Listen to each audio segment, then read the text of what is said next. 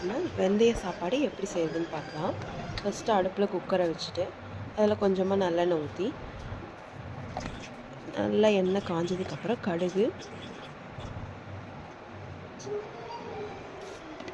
உளுத்தம்பருப்பு ரெண்டும் நல்லா பொரிஞ்சதுக்கப்புறம் வெந்தயம் வந்து நல்லா ஒரு 3 டீஸ்பூன் அளவுக்கு நிறைய வெந்தயம் போட்டுக்கணும்.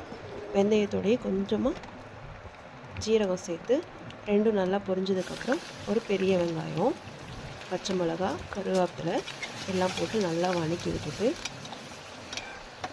வெங்காயம் வதங்கிறதுக்காக கொஞ்சம் கல் உப்பு, கொஞ்சமாக மஞ்சத்தூள் போட்டு நல்லா வெங்காயம் நல்லா வதங்கணும். நல்லா வதங்கினதுக்கப்புறம்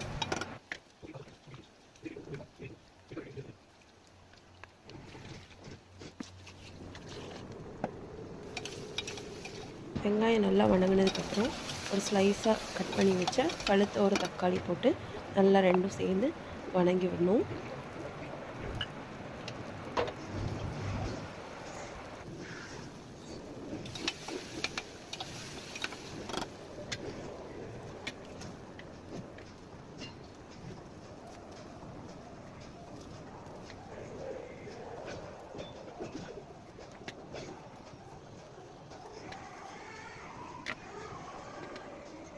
ஒரு 4 பல் பெரிய பூண்டாக போட்டு நல்லா வதக்கி விடணும்.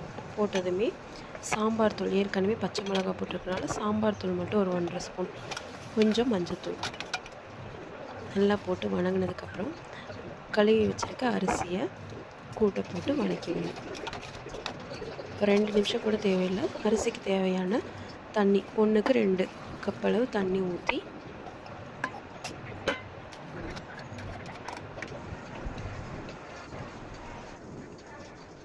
உப்பு தேவையான அளவு உப்பு பார்த்துட்டு